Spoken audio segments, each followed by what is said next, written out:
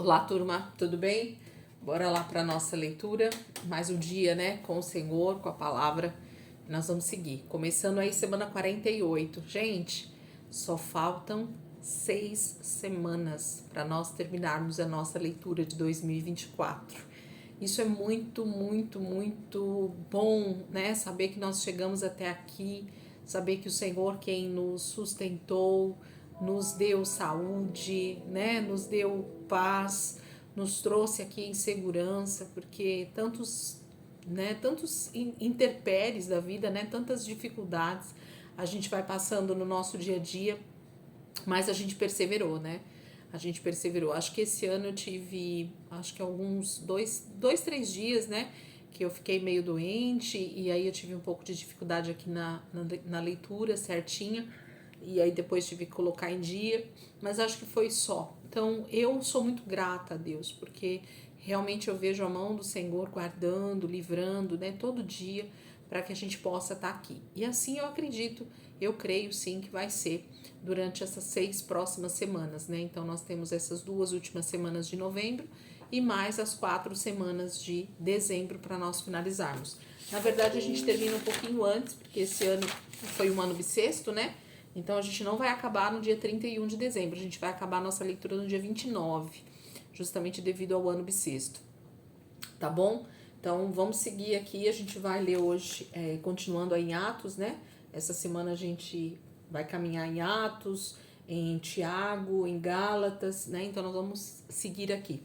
Então hoje a gente vai ler Atos, capítulo 9 e 10, com a conversão de Paulo, né? Ontem a gente viu o martírio de Estevão e que Saulo, né, chamado Paulo em grego, teve o seu consentimento, né? Ele buscava a morte dos cristãos por não entender essa graça, por não entender esse favor de Deus. Hoje a gente vai ver um pouquinho sobre o início, né, dessa caminhada de Paulo, de Saulo com o Senhor. Vamos lá?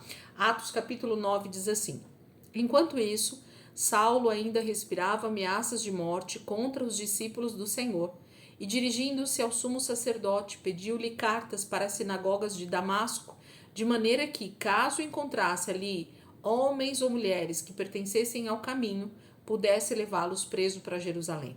Em sua viagem, quando se aproximava de Damasco, de repente brilhou ao seu redor uma luz vinda do céu. Ele caiu por terra e ouviu uma voz que lhe dizia: Saulo, Saulo, por que você me persegue? E Saulo perguntou: Quem és tu, Senhor? E ele respondeu: Eu sou Jesus, a quem você persegue. Levante-se, entre na cidade, alguém dirá o que você deve fazer. Os homens que viajavam com Saulo pararam emudecidos, ouviam a voz, mas não viam ninguém. Saulo levantou-se do chão e, abrindo os olhos, não conseguia ver nada. E os homens o levaram pela mão até Damasco. Por 3 dias ele esteve cego, não comeu nem bebeu. Em Damasco havia um discípulo chamado Ananias. O Senhor o chamou numa visão. Ananias, eis-me aqui, Senhor, respondeu ele. E o Senhor lhe disse: Vá à casa de Judas, na rua chamada direita, e pergunte por um homem de Tarso chamado Saulo. Ele está orando. Numa visão, viu um homem chamado Ananias chegar e impor-lhe as mãos para que voltasse a ver. E respondeu Ananias: Senhor, tenho ouvido muita coisa a respeito desse homem e de todo o mal que ele tem feito aos teus santos em Jerusalém. Ele chegou aqui com autorização dos chefes dos sacerdotes para prender todos os que invocam o teu nome. Mas o Senhor disse a Ananias: Vá, este homem é meu instrumento escolhido para levar o meu nome perante os gentios e seus reis, e perante o povo de Israel. Mostrarei a ele quanto deve sofrer pelo meu nome.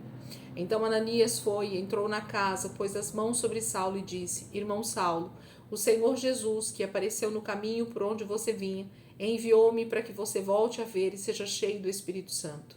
E imediatamente algo como escamas caiu dos olhos de Saulo, e ele passou a ver novamente, e levantando-se foi batizado, e depois de comer recuperou as forças. Saulo passou vários dias com os discípulos em Damasco. Logo começou a pregar nas sinagogas que Jesus é o Filho de Deus. Todos os que o ouviam ficaram perplexos e perguntavam: Não é ele o homem que procurava destruir em Jerusalém aqueles que invocam este nome? E não veio para cá justamente para levá-los presos aos chefes dos sacerdotes? Todavia Saulo se fortalecia cada vez mais e confundia os judeus que viviam em Damasco, demonstrando que Jesus é o Cristo. Decorridos muitos dias, os judeus decidiram de comum acordo matá-lo, mas Saulo ficou sabendo do plano deles. Dia e noite eles vigiavam as portas da cidade a fim de matá-lo. Mas os seus discípulos o levaram de noite e o fizeram descer num cesto, através de uma abertura na muralha. Quando chegou a Jerusalém, tentou reunir-se aos discípulos, mas todos estavam com medo dele, não acreditando que fosse realmente um discípulo. Então Barnabé o levou aos apóstolos e lhe contou como no caminho Saulo vira o Senhor que lhe falara, e como em Damasco ele havia pregado corajosamente em nome de Jesus. Assim Saulo ficou com eles e andava com liberdade em Jerusalém, pregando corajosamente em nome do Senhor. Falava e discutia com os judeus de fala grega, mas estes tentavam matá-lo. Sabendo disso, os irmãos o levaram para Cesareia e o enviaram para Tarso. A igreja passava por um período de paz em toda a Judéia, Galiléia e Samaria. Ela se edificava e, encorajada pelo Espírito Santo, crescia em número, vivendo no temor do Senhor. Viajando por toda parte, Pedro foi visitar os santos que viviam em Lida. Ali encontrou um paralítico chamado Enéas, que estava acamado fazia 8 anos. E disse-lhe Pedro: Enéas, Jesus Cristo vai curá-lo. Levante-se e arrume a sua cama. Ele se levantou imediatamente. Todos os que viviam em Lida e Sarona o viram e se converteram ao Senhor. Em Jope havia uma discípula chamada Tabita, que em grego é Dorcas, que se dedicava a praticar boas obras e dar esmolas. Naqueles dias ela ficou doente e morreu, e seu corpo foi lavado e colocado num quarto do andar superior. Lida ficava perto de Jope, e quando os discípulos ouviram falar que Pedro estava em Lida, mandaram-lhe 2 homens dizer-lhe: Não se demore em vir até nós.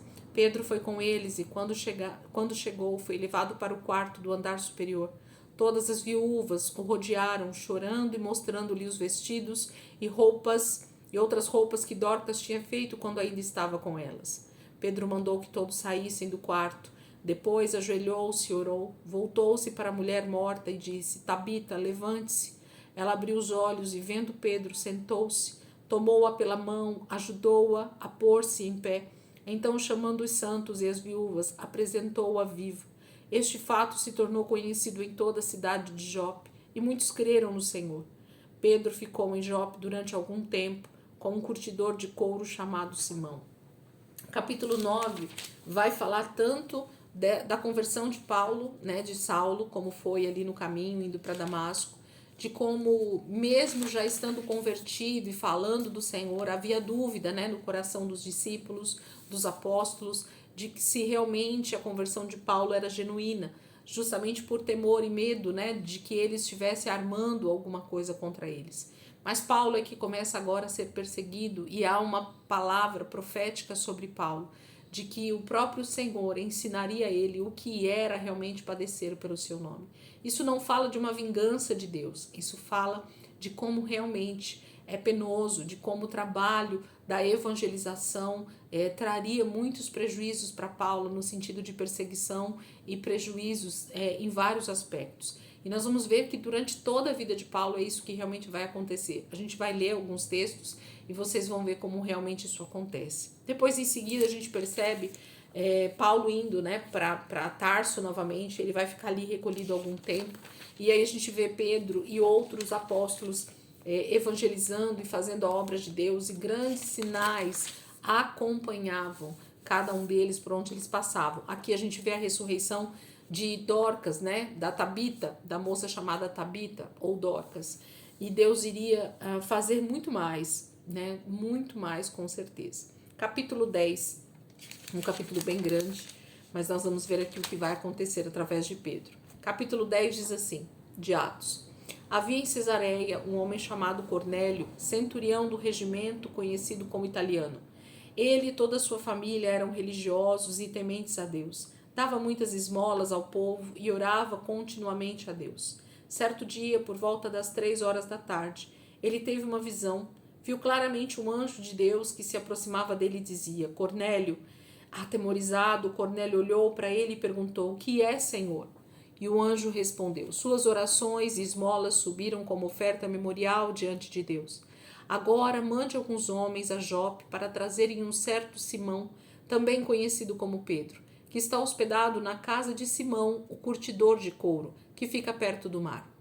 Depois que o anjo lhe falou, se foi, Cornélio chamou 2 dos seus servos e um soldado religioso dentre os seus auxiliares, e contando-lhe tudo o que tinha acontecido, enviou-os a Jope. No dia seguinte, por volta do meio-dia, enquanto eles viajavam e se aproximavam da cidade, Pedro subiu ao terraço para orar. Tendo fome, queria comer. Enquanto a refeição estava sendo preparada, caiu em êxtase. Viu o céu aberto e algo semelhante a um grande lençol que descia à terra, preso pelas 4 pontas, contendo toda espécie de quadrúpede, bem como de répteis da terra e aves do céu. Então uma voz lhe disse: Levante-se, Pedro, mate e coma. Mas Pedro respondeu: De modo nenhum, Senhor, jamais comi algo impuro ou imundo. E a voz lhe falou segunda vez: Não chame impuro ao que Deus purificou. Isso aconteceu 3 vezes e em seguida o lençol foi recolhido ao céu. Enquanto Pedro estava refletindo no significado da visão, os homens enviados por Cornélio descobriram onde era a casa de Simão e chegaram à porta. Chamando, perguntou se ali estava hospedado Simão, conhecido como Pedro. Enquanto Pedro ainda estava pensando na visão, o Espírito lhe disse: Simão, 3 homens estão procurando por você. Portanto, levante-se e desça. Não hesite em ir com eles, pois eu os enviei. Pedro desceu e disse aos homens: Eu sou quem vocês estão procurando. Por que motivo vieram? Os homens responderam: Viemos da parte do centurião Cornélio. Ele é um homem justo e temente a Deus, respeitado por todo o povo judeu. Um santo anjo lhe disse que o chamasse à sua casa, para que ele ouça o que você tem para dizer. Pedro os convidou a entrar e os hospedou.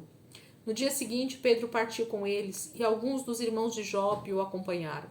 No outro dia chegaram a Cesareia. Cornélio os esperava com seus parentes e amigos mais íntimos que tinha convidado. Quando Pedro ia entrando na casa, Cornélio dirigiu-se a ele, prostrou-se aos seus pés, adorando. Mas Pedro fez levantar-se, dizendo: Levante-se, eu sou homem como você. Conversando com ele, Pedro entrou e encontrou ali reunidas muitas pessoas e lhes disse: Vocês sabem muito bem que é contra a nossa lei um judeu associar-se a um gentil ou mesmo visitá-lo. Mas Deus me mostrou que eu não deveria chamar impuro ou imundo homem a homem nenhum. Por isso, quando fui procurado, vim sem qualquer objeção. Posso perguntar por que vocês me mandaram buscar? E Cornélio respondeu: Há 4 dias eu estava em minha casa orando a esta hora, às 3 horas da tarde. De repente, apresentou-se diante de mim um homem com roupas resplandecentes que disse: Cornélio, Deus ouviu sua oração e lembrou de suas esmolas. Mande buscar em Jope a Simão, chamado Pedro. Ele está hospedado na casa de Simão, curtidor de couro, que mora perto do mar. Assim mandei buscar-te imediatamente, e foi bom que tenhas vindo. Agora estamos todos aqui na presença de Deus para ouvir tudo o que o Senhor te mandou dizer-nos. Então Pedro começou a falar: Agora percebo verdadeiramente que Deus não trata as pessoas com parcialidade, mas de todas as nações aceita todo aquele que teme e faz o que é justo. Vocês conhecem a mensagem enviada por Deus ao povo de Israel, que fala das boas novas de paz por meio de Jesus Cristo, Senhor de todos. Sabem o que aconteceu em toda a Judéia, começando na Galiléia, depois do batismo que João pregou. Como Deus ungiu Jesus de Nazaré com o Espírito Santo e poder, e como ele andou por toda parte fazendo bem e curando todos os oprimidos pelo diabo, porque Deus estava com ele. Nós somos testemunhas de tudo o que ele fez na terra dos judeus e em Jerusalém, onde o mataram, suspendendo-o no madeiro. Depois, porém, o ressuscitou no 3º dia e fez que ele fosse visto, não por todo o povo, mas por testemunhas que designara de antemão, por nós que comemos e bebemos com ele depois que ressuscitou dos mortos. Ele nos mandou pregar ao povo e testemunhar que foi a ele que Deus constituiu juiz de vivos e de mortos. Todos os profetas dão testemunho dele, de que todo o que nele crê receba o perdão dos pecados mediante o seu nome. Enquanto Pedro ainda falava estas palavras, o Espírito Santo desceu sobre todos os que ouviam a mensagem. Os judeus convertidos que vieram com Pedro ficaram admirados de que o dom do Espírito Santo fosse derramado até sobre os gentios, pois os ouviam falar em línguas e exaltando a Deus. A seguir, Pedro disse: Pode alguém negar a água, impedindo que estes sejam batizados? E eles receberam o Espírito Santo como nós. Então ordenou que fossem batizados em nome de Jesus Cristo. Depois pediram a Pedro que ficasse com eles alguns dias. Capítulo 10 é o relato de como Deus começa a alcançar não somente judeus, mas agora gentios, pessoas que antes não tinham nem acesso ao evangelho ou à própria palavra de Deus, né? Os judeus eram impedidos pela lei e pela própria tradição de ter qualquer tipo de comunhão na casa de um gentio, de alguém que não fosse também um judeu.